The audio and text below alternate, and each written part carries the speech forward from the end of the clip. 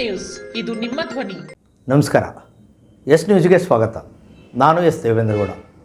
ಇಂದಿನ ಮುಖ್ಯಾಂಶಗಳು. ಸೌಹಾರ್ದ ಸಂಘಗಳಲ್ಲಿ ಸರ್ಕಾರದ ಹಸ್ತಕ್ಷೇಪ ಇರಬಾರದು, ಮಾಜಿ ಸಚಿವ ವೆಂಕಟರಾವ್ ನಾಡಗೌಡ. ಪಂಚಾಯಿತಿ ನೌಕರರಿಗೆ ಕನಿಷ್ಠ ವೇತನ ಕೊಡಲು ಸರ್ಕಾರ ಹಿಂದೇಟು, ಎಂಬಿ ನಾಡಗೌಡ. ಬಾಲಮೇಳ ಮೂಲಕ ಮಕ್ಕಳ ಪ್ರತಿಭೆ ಹೊರತರಲು ಸಾಧ್ಯ, ಲಿಂಗನಗೌಡ. ಎಂಎಸ್ಪಿ ಕಾನೂನುಬದ್ಧಗೊಳಿಸಲು ಆಗ್ರಹಿಸಿ ಎಐಯುಕೆಎಸ್ನಿಂದ ರಾಷ್ಟ್ರಪತಿಗೆ ಮನವಿ. 54ನೇ ಕಾಲುವೆಗೆ 381 ಕ್ಯೂಸೆಕ್ ನೀರು ಹರಿಬಿಡಲು ಜವಳಗೆರೆದಲ್ಲಿ ರೈತರ ಸಭೆ. ವಾರ್ತೆಗಳ ವಿವರ. ಸೌಹಾರ್ದ ಸಹಕಾರ ಸಂಘಗಳಲ್ಲಿ ಸರ್ಕಾರದ ಹಸ್ತಕ್ಷೇಪ ಇರಬಾರದು. ಜೊತೆಗೆ ಸಹಕಾರಿ ಸಂಘದ ಅಧ್ಯಕ್ಷರು, ಆಡಳಿತ ಮಂಡಳಿ ಸೇರಿದಂತೆ ಪ್ರತಿಯೊಬ್ಬ ಸದಸ್ಯರಿಗೂ ಜವಾಬ್ದಾರಿ ಮತ್ತು ಹೊಣೆಗಾರಿಕೆ ಅಗತ್ಯ. ಇದನ್ನು ಅರಿತರೆ ಮಾತ್ರ ಸೌಹಾರ್ದ ಸಹಕಾರಿ ಸಂಘಗಳು ಅಭಿವೃದ್ಧಿ ಪಥದೆಡೆ ಸಾಗಿಸಲು ಸಾಧ್ಯ ಎಂದು ಮಾಜಿ ಸಚಿವರು ಹಾಗೂ ಕೆಒಎಫ್ ರಾಜ್ಯಾಧ್ಯಕ್ಷರಾದ ವೆಂಕಟರಾವ್ ನಾಡಗೌಡ ಅವರು ಅಭಿಪ್ರಾಯಪಟ್ಟರು. ನಗರದ ಡಿಗ್ರಿ ಕಾಲೇಜಿನ ಕ್ರೀಡಾಂಗಣದಲ್ಲಿ ಕರ್ನಾಟಕ ರಾಜ್ಯ ಸೌಹಾರ್ದ ಸಹಕಾರ ಸಂಘದ ಅಡಿಯಲ್ಲಿ ರಜತ ಮಹೋತ್ಸವದ ಅಂಗವಾಗಿ ವಿವಿಧ ಕ್ರೀಡಾಕೂಟಗಳ ಕಾರ್ಯಕ್ರಮವನ್ನು ಉದ್ಘಾಟಿಸಿ ಮಾತನಾಡಿದ ಅವರು, ಸ್ವಾತಂತ್ರ್ಯ ನಂತರ ಸಹಕಾರಿ ಕ್ಷೇತ್ರ ಬೃಹತ್ಕಾರವಾಗಿ ಬೆಳೆದಿದ್ದು ರೈತರು ಸೇರಿದಂತೆ ವಿವಿಧ ಸಮುದಾಯಗಳ ಆರ್ಥಿಕ ಬೆಳವಣಿಗೆಯಲ್ಲಿ ಪ್ರಮುಖ ಪಾತ್ರ ವಹಿಸಿದೆ. ಈ ಹಿಂದೆ ಪ್ರತಿ ಊರಿಗೆ ಒಂದು ಸಹಕಾರಿಗಳು ರಚನೆಯಾಗಬೇಕೆಂಬುದು ಗಾಂಧೀಜಿಯವರ ಕನಸಾಗಿತ್ತು. ಅದನ್ನು ನನಸು ಮಾಡುವ ನಿಟ್ಟಿನಲ್ಲಿ ಸಹಕಾರಿ ರಂಗ ದಾಪುಗಾಲಿಟ್ಟಿದೆ. ರಾಜ್ಯದಲ್ಲಿ 6200ಕ್ಕೂ ಹೆಚ್ಚು ಸೌಹಾರ್ದ ಸಹಕಾರಿ ಬ್ಯಾಂಕುಗಳು ಕಾರ್ಯನಿರ್ವಹಿಸುತ್ತಿವೆ. ಈ ನಡುವೆ ಮಲ್ಟಿ ಕೋ ಆಪರೇಟಿವ್ ಬ್ಯಾಂಕುಗಳ ಸಹ ಕಾರ್ಯ ವಿಸ್ತರಣೆ ಮಾಡಿಕೊಂಡಿವೆ. ಯಾವುದೇ ಸಹಕಾರಿ ಬ್ಯಾಂಕುಗಳು ಏಳಿಗೆಯಾಗಬೇಕಾದರೆ ವಿಶ್ವಾಸಾರ್ಹತೆಯನ್ನು ಉಳಿಸಿಕೊಳ್ಳಬೇಕು. ಅನಾವಶ್ಯಕ ಹಸ್ತಕ್ಷೇಪದಿಂದ ಸಹಕಾರಿಗಳ ಬೆಳವಣಿಗೆಗೆ ಸಮಸ್ಯೆಯಾಗುತ್ತದೆ. ಆಡಳಿತ ಮಂಡಳಿ, ಸಿಬ್ಬಂದಿ ಮತ್ತು ಸದಸ್ಯರೊಂದಿಗಿನ ಉತ್ತಮ ಹೊಂದಾಣಿಕೆಯಿಂದ ಸಹಕಾರಿಗಳು ಲಾಭ ಗಳಿಸಲು ಸಾಧ್ಯ. ಬದ್ಧತೆಯಿಂದ ಕೆಲಸ ಮಾಡಿದರೆ ಮಾತ್ರ ಸಹಕಾರಿಗಳು ಉಳಿಯುತ್ತವೆ. ಇಲ್ಲದೆ ಹೋದರೆ ಆರ್ಥಿಕ ನಷ್ಟ ಗ್ಯಾರಂಟಿ. ನಾನು ಎಲ್ಲರಿಗಾಗಿ, ಎಲ್ಲರೂ ನನಗಾಗಿ ಎನ್ನುವ ಧ್ಯೇಯೋದ್ದೇಶದೊಂದಿಗೆ ಆರಂಭಗೊಂಡಿರುವ ಸೌಹಾರ್ದ ಸಹಕಾರಿಗಳು ಇಂದು ಹೊಸ ಸವಾಲುಗಳನ್ನು ಎದುರಿಸಬೇಕಿದೆ. ಅದಕ್ಕೆ ತಕ್ಕಂತೆ ಮಾರ್ಪಾಡುಗಳನ್ನು ಕೂಡ ಮಾಡಿಕೊಳ್ಳಬೇಕಾದ ಅನಿವಾರ್ಯತೆಯೂ ಇದೆ ಎಂದು ಅಭಿಪ್ರಾಯಪಟ್ಟರು. ಲಿಕ್ವಿಡೇಟ್ ಆದಾಗ ಸರ್ಕಾರ ಬರ್ತದೆ, ಮತ್ತು ಚುನಾವಣೆಗಳು ಬಂದಾಗ ಮಾತ್ರ ಸರ್ಕಾರ ಚುನಾವಣೆ ಮಾಡಿ ಮುಗಿಸಿಕೊಡ್ತದೆ. ಉಳಿದದ್ದೆಲ್ಲ ಆ ಸಹಕಾರಿ ಸಂಸ್ಥೆಗಳು. ಅದರಲ್ಲಿ general body is the powerful body. ಏನು ಬೇಕಾದರೂ ನೀವು ಕಾನೂನಿನಲ್ಲಿ ಬದಲಾವಣೆಗಳನ್ನು ಮಾಡಬಹುದು, ನೀವು ನಿರ್ಧಾರಗಳನ್ನು ತೆಗೆದುಕೊಳ್ಳಬಹುದು, ಸ್ವತಂತ್ರವಾಗಿ ನಿರ್ಧಾರ ತೆಗೆದುಕೊಂಡು ಸಂಸ್ಥೆಗಳನ್ನು ನಡೆಸಬಹುದು. ಹಾಗಾಗಿ ಇವತ್ತು ಬಹಳಷ್ಟು ಸಂಸ್ಥೆಗಳು, ವಿಶೇಷವಾಗಿ ಬ್ಯಾಂಕಿಂಗ್ ಕ್ಷೇತ್ರದಲ್ಲಿ ಅತಿ ಹೆಚ್ಚು ಇರೋದು ನಿಮ್ಮ ಈ ಸೌಹಾರ್ದ ಸಹಕಾರಿ ಸಂಸ್ಥೆಯಲ್ಲಿ.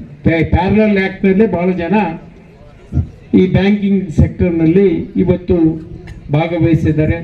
ಇದಕ್ಕೂ ಮುನ್ನ ತಹಸೀಲ್ದಾರ್ ಅರುಣ್ಕುಮಾರ್ ದೇಸಾಯಿ ಧ್ವಜಾರೋಹಣ ನೆರವೇರಿಸಿದರು.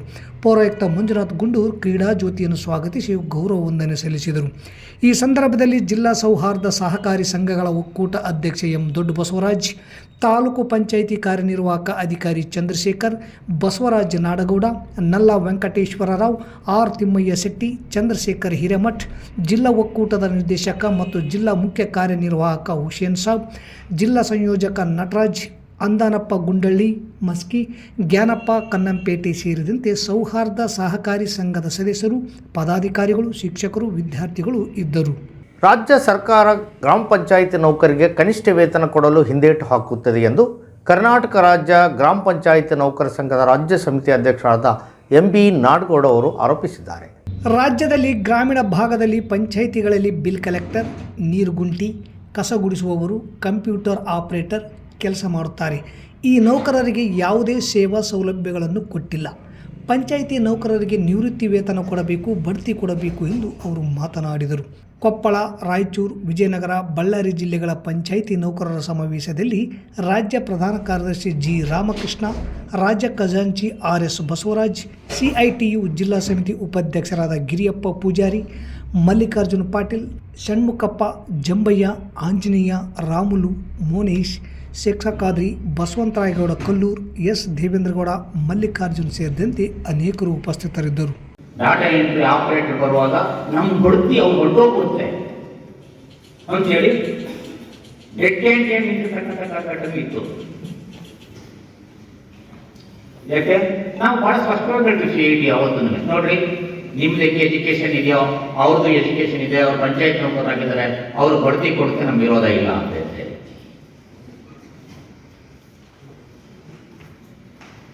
ಆದ್ರೆ ಅವ್ರ ಮನಸ್ಸಿನಲ್ಲೇ ಇನ್ನೊಂದು ವಿವಾದ ಬಿತ್ತುತ್ತೆ. ಏನು, CIT ನಮ್ಮನ್ನ ಕನ್ಫರ್ಮ್ ಆಗ್ಲಿಕ್ಕೆ ಬಹಳ ದ್ವೇಷ ಮಾಡಿರ್ತಕ್ಕಂಥ ಸಂಘಟನೆ ಅಂತ ಡಾಟಾ ಎಂಟ್ರಿ ಆಪರೇಟರ್ ಮಾಡ್ತಕ್ಕಂಥವ್ರು. ಪ್ರೂವ್ ಮಾಡ್ತೀವಿ. ಇವತ್ತು ನಮಗೆ ಒಂದೇ ಒಂದು ಪತ್ರ ಕರ್ನಾಟಕ ರಾಜ್ಯ ಗ್ರಾಮ ಪಂಚಾಯತ್ ನೌಕರ ಸಂಘ ಏನಾದ್ರೂ ಬೇರೆ ಯಾವುದೇ ವಿಭಾಗದಲ್ಲಿ 5 ವಿಭಾಗಕ್ಕೆ ಮೋಸ ಆಗ್ಬೇಕು ಅಂತ ಒಂದೇ ಒಂದು ಪತ್ರ ಬರೆದಿದ್ರೆ ನಾವು ಈ ಸಂಘನೆ ಬಿಟ್ಟು ಹೊರಟ್ಬಿಡ್ತೀವಿ. ಇವತ್ತಲ್ಲಿ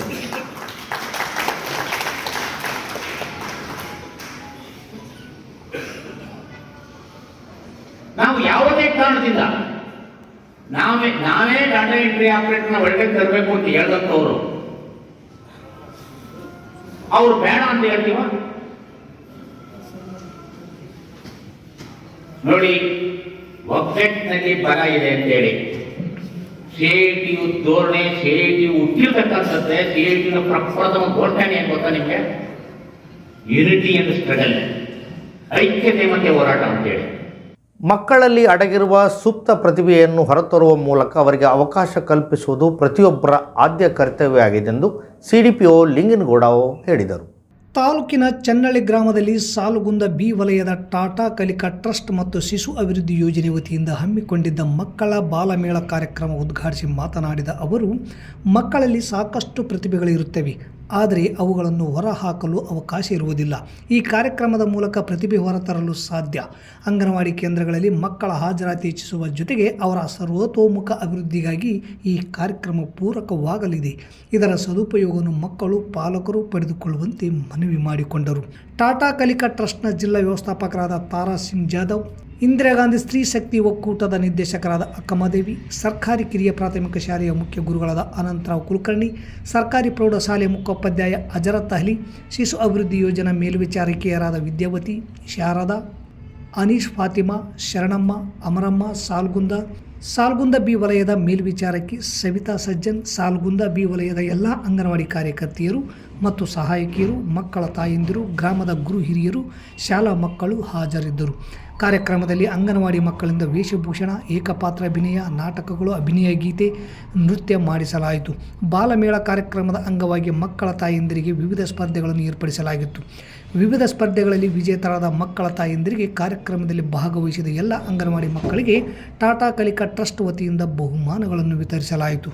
ಕೃಷಿ ಉತ್ಪನ್ನಗಳಿಗೆ ಕನಿಷ್ಠ ಬೆಂಬಲ ಬೆಲೆ ಕಾನೂನು ಖಾತ್ರಿ ಒದಗಿಸಬೇಕು ಹಾಗೂ 45 ದಿನಗಳಿಂದ ಪಂಜಾಬ್ ಶಂಭುಗಡಿಯಲ್ಲಿ ಅಮರಣಾಂತ ಸತ್ಯಾಗ್ರಹ ಕುಳಿತಿರುವ ಜಗತ್ ಸಿಂಗ್ ದಲೈವಾಲಾ ಅವರ ಆರೋಗ್ಯ ಕ್ಷೀಣಿಸುತ್ತಿದ್ದು, ಇವರ ಹೋರಾಟವನ್ನು ಗಂಭೀರವಾಗಿ ಪರಿಗಣಿಸುವುದು ಸೇರಿದಂತೆ ವಿವಿಧ ಬೇಡಿಕೆ ಈಡೇರಿಕೆಗೆ ಆಗ್ರಹಿಸಿ ಆಲ್ ಇಂಡಿಯಾ ಯುನೈಟೆಡ್ ಕಿಸಾನ್ ಸಭಾ ಹಾಗೂ ಕರ್ನಾಟಕ ರೈತ ಸಂಘದಿಂದ ತಹಸೀಲ್ದಾರ್ ಮೂಲಕ ರಾಷ್ಟ್ರಪತಿಗಳಿಗೆ ಮನವಿ ಸಲ್ಲಿಸಲಾಯಿತು.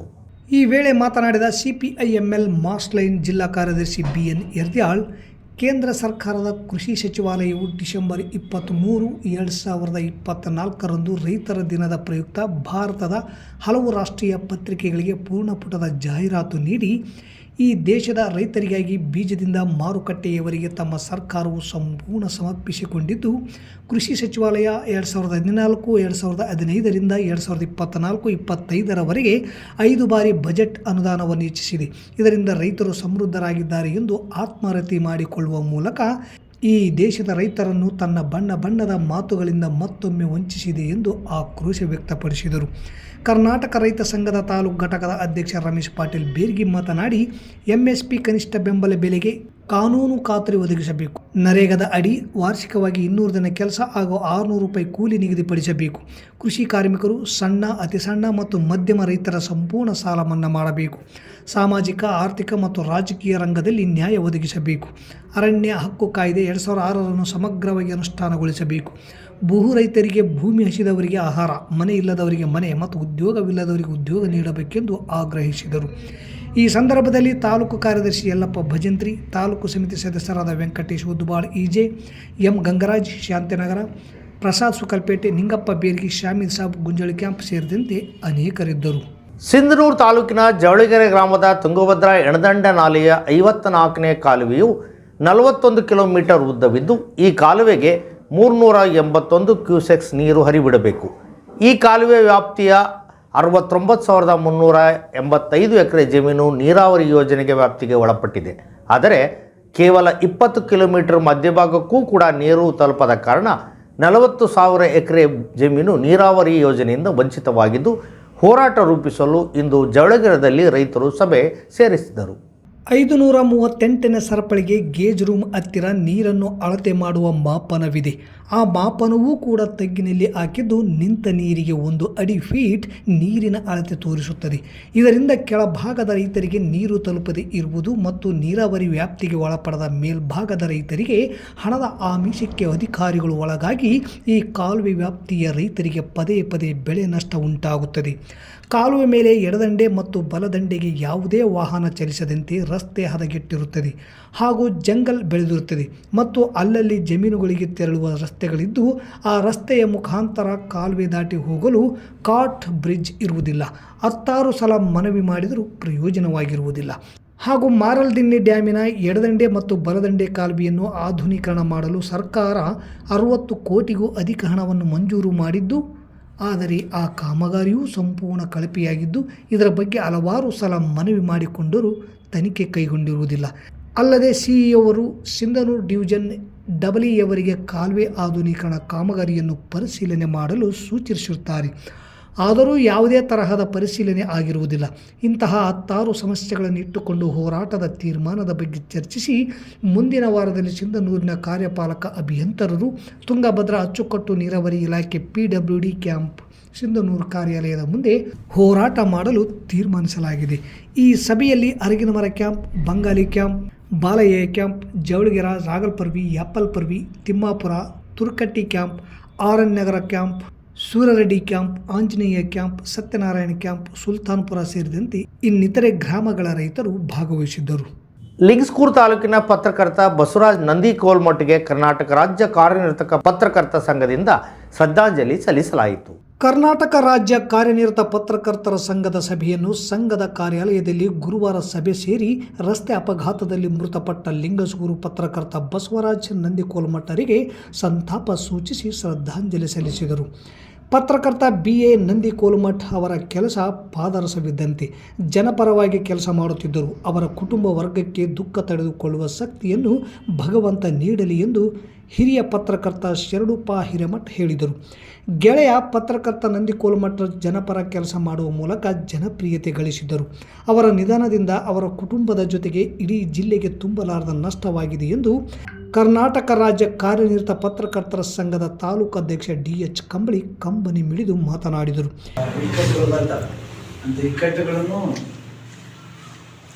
ಎದುರಿಸಿ ಒಂದಿಷ್ಟು ವ್ಯಕ್ತಿತ್ವವನ್ನು ಉಳಿಸಿಕೊಂಡು ಬಂದಿರುವಂಥ ನಂದಿಕೋಲ್ಮಠ್ ಇವತ್ತಿಲ್ಲ ಅನ್ನುವಂಥದ್ದೇ ನಮಗೆ ದೊಡ್ಡ.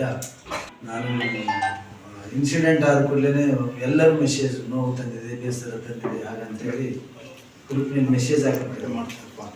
ನನಗೇನು ಮೆಸೇಜ್ ಹಾಕಕ್ಕೆ ಗೊತ್ತಾಗಲಿಲ್ಲ. ನನಗಿರುವಂಥ ಉತ್ತರ ಕಣ್ಣೀರು ಮಾತ್ರ ಅಂತ. ರಸ್ತೆ ಅಪಘಾತದಲ್ಲಿ ನನಗೆ ಆತ್ಮೀಯರು ನಂದಿಕೋಲ್ಮಠ ಅವರು ರಸ್ತೆ ಅಪಘಾತದಲ್ಲಿ ಮೃತಪಟ್ಟದ್ದು ಅವ್ರ ಕುಟುಂಬದ ಜೊತೆ ಇಡೀ ರಾಯಚೂರು ಜಿಲ್ಲೆ ಇಡೀ ಪತ್ರಕರ್ತರ ಕುಟುಂಬಕ್ಕೆ ಭಾಳ ನೋವಿನ ಸಂಗತಿ. ಅವರಿಗೆ ಅವ್ರ ಕುಟುಂಬಕ್ಕೆ ದುಃಖ ಭರಿಸುವ ಶಕ್ತಿ ನೀಡಲಿ. ಜೊತೆಗೆ ಇನ್ನು ಮುಂದೆ ಕೂಡ ನಾವು ನಂದಿಕೋಲ್ಮಠರಂತೆ ಯಾರು ಸಾಯಬಾರ್ದು ಅಂತೇಳಿ ವಾಹನಗಳನ್ನು ಹೊಡೆಯುವಾಗ ಸ್ವಲ್ಪ ಭಾಳ ಸುರಕ್ಷಿತವಾಗಿ ನಮ್ಮಿಂದ ನಮ್ಮ ಇಡೀ ಕುಟುಂಬ ಇರ್ತೈತೆ. ನಾವು ವೃತ್ತಿ ಮಾಡೋದಾಗ ಎಷ್ಟು ಗೌರವ ಕೊಡ್ತಾರೆ. ಸಮ್ಮಾಗ ಸತ್ಮಾಗ ನಮ್ಮನ್ನ ಯಾರು ಮಾತಾಡ್ಸಂಗಿಲ್ಲ. ಅವ್ನು ಹೋಗ್ಬಿಟ್ನಪ್ಪ ಅಂತ ಇದ್ದಾಗ ಹಂಗೆ ಬರೀ ಹಿಂಗೆ ಬರೀ ಅಂತಾರೆ ಹೋಗ್ಬಿಡ್ತಾರೆ. ಸತ್ಮಾಗ ಯಾರು ಮಾತಾಡ್ಸಂಗಿಲ್ಲ. ಇದ್ದಾಗ ನಮ್ಮ ಕುಟುಂಬ ಮತ್ತು ನಮ್ಮ ಜೀವನ ಹಿತದೃಷ್ಟಿಯಿಂದ ವಾಹನವನ್ನು ಬೈಕನ್ನು ಸುರಕ್ಷಿತವಾಗಿ ಚಲಾವಣೆ ಮಾಡೋ ಮೂಲಕ ಭಾಳ ಎಚ್ಚರಿಕೆಯಿಂದ ನಾವು ವೃತ್ತಿ ಆರಂಭ ಮಾಡ್ಬೇಕಂತೇಳಿ ಎಲ್ಲ ಪತ್ರಕರ್ತರಿಗೆ ನಾವು ಮನವಿ ಮಾಡ್ತೇವೆ. ಇದೇ ವೇಳೆ ಹಿರಿಯ ಪತ್ರಕರ್ತರಾದ ಪ್ರಹ್ಲಾದ್ ಗುಡಿ, ಚಿದಾನಂದ ದೊರೆ, ಅಶೋಕ್ ಬೆನ್ನೂರ್, ಚಂದ್ರಶೇಖರ್ ಬೆನ್ನೂರ್ ಮಾತನಾಡಿದರು.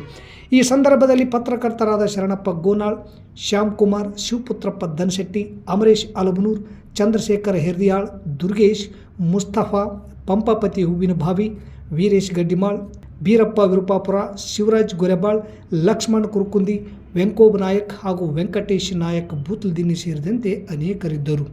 ಮತ್ತೊಮ್ಮೆ ಮುಖ್ಯಾಂಶಗಳು. ಸೌಹಾರ್ದ ಸಂಘಗಳಲ್ಲಿ ಸರ್ಕಾರದ ಹಸ್ತಕ್ಷೇಪ ಇರಬಾರದು. ಮಾಜಿ ಸಚಿವ ವೆಂಕಟರಾವ್ ನಾಡಗೌಡ. ಪಂಚಾಯಿತಿ ನೌಕರರಿಗೆ ಕನಿಷ್ಠ ವೇತನ ಕೊಡಲು ಸರ್ಕಾರ ಹಿಂದೇಟು. ಎಂಬಿ ನಾಡಗೌಡ. ಬಾಲಮೇಳ ಮೂಲಕ ಮಕ್ಕಳ ಪ್ರತಿಭೆ ಹೊರತರಲು ಸಾಧ್ಯ. ಲಿಂಗನಗೌಡ. ಎಂಎಸ್ಪಿ ಕಾನೂನುಬದ್ಧಗೊಳಿಸಲು ಆಗ್ರಹಿಸಿ ಎಐಯುಕೆಎಸ್ನಿಂದ ರಾಷ್ಟ್ರಪತಿಗೆ ಮನವಿ. 54ನೇ ಕಾಲುವೆಗೆ 381 ಕ್ಯೂಸೆಕ್ ನೀರು ಹರಿಬಿಡಲು ಜವಳಗೆರೆದಲ್ಲಿ ರೈತರ ಸಭೆ. ಇಲ್ಲಿಗೆ ವಾರ್ತಾ ಪ್ರಸಾರ ಮುಕ್ತಾಯವಾಯಿತು. ನಿರಂತರ ಸುದ್ದಿಗಾಗಿ ವೀಕ್ಷಿಸಿ ಎಸ್ ನ್ಯೂಸ್. ಇದು ನಿಮ್ಮ ಧ್ವನಿ. ನಮಸ್ಕಾರ.